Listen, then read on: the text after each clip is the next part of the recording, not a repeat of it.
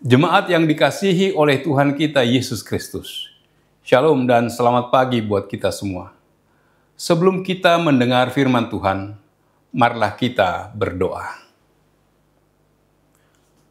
Terpujilah namamu ya Allah di dalam Yesus Kristus.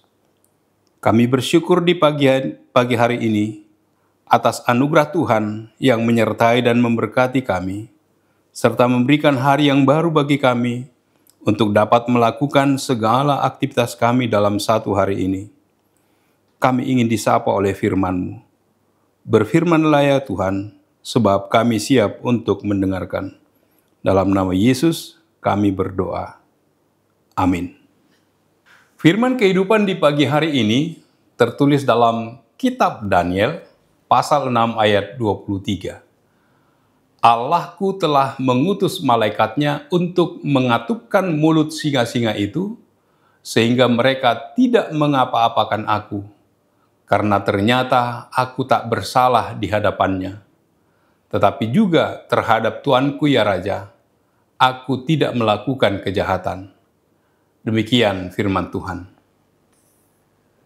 Saudaraku yang dikasihi Kristus, bangsa Israel terbuang ke Babel dan mengalami penderitaan sebagai bangsa buangan.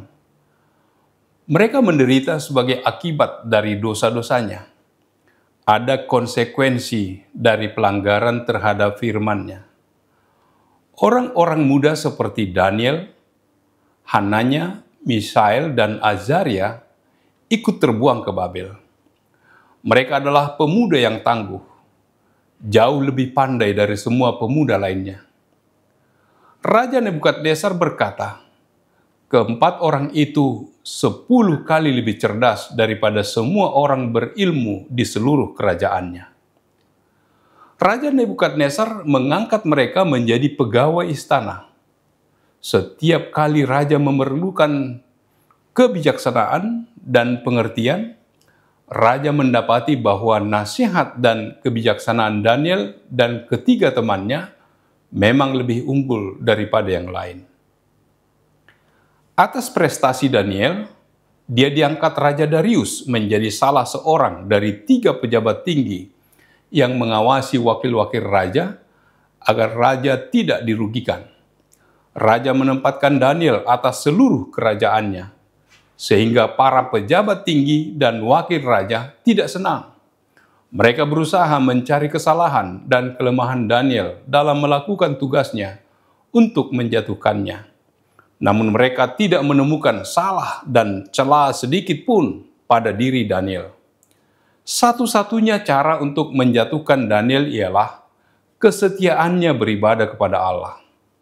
Mereka meminta raja membuat peraturan agar selama 30 hari seorang pun tidak boleh sujud menyembah dewa atau siapapun juga yang lain, selain menyembah Raja Darius. Undang-undang itu tidak boleh diubah oleh siapapun. Yang melanggar peraturan harus dilemparkan ke gua singa. Tantangan yang dihadapi Daniel sangat berat. Jika tidak mengikuti peraturan, yakni tetap menyembah Allah dan tidak menyembah raja, konsekuensinya sangat berat. Dia akan kehilangan jabatan. Dan yang lebih buruk, Daniel akan kehilangan nyawa dengan cara yang menakutkan. Daniel bisa saja berkompromi, tidak beribadah 3 kali sehari, selama 30 hari saja, namun dia tetap setia melakukan doa dan ibadahnya.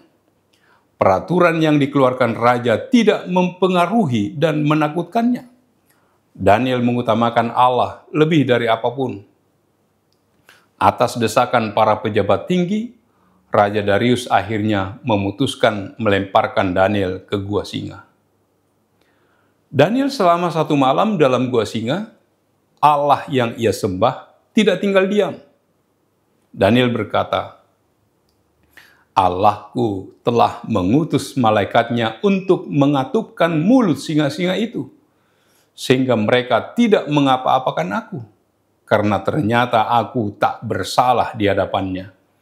Tetapi juga terhadap Tuanku ya Raja, aku tidak melakukan kejahatan.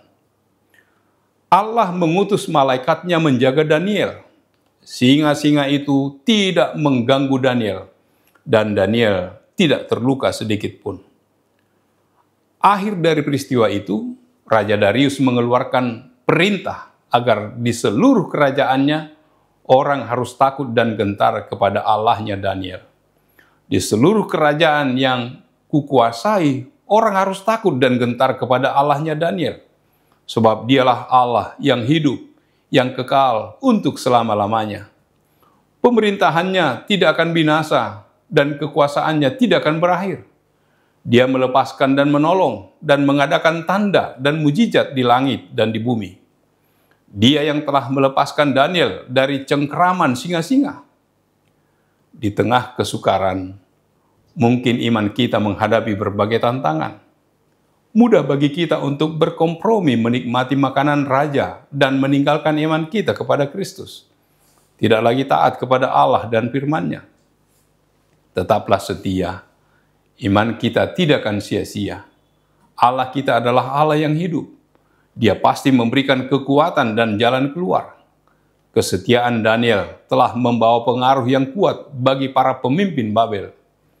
Keteguhan iman dan kesetiaan kita kepada Allah dapat menguatkan orang lain untuk ikut memuliakannya. Amin. Marilah kita berdoa. Allah Bapa yang bertata dalam kerajaan surga, puji syukur bagimu Tuhan. Engkau menyapa kami melalui firman-Mu. Betapa Engkau mengutus malaikat-Mu untuk mengatupkan mulut singa-singa, sehingga mereka tidak mengapa-apakan Daniel. Karena ternyata Daniel tak bersalah di hadapan-Mu. Dan juga terhadap raja. Ya Bapa, Engkau senantiasa memberikan keadilan kepada kami.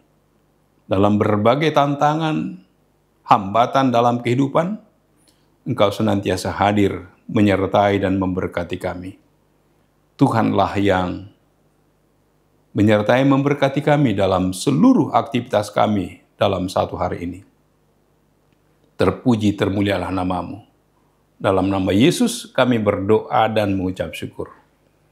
Amin. Anugerah dari Tuhan kita Yesus Kristus, kasih setia dari Allah Bapa serta persekutuan dengan Roh Kudus, kiranya menyertai kamu sekalian. Amin.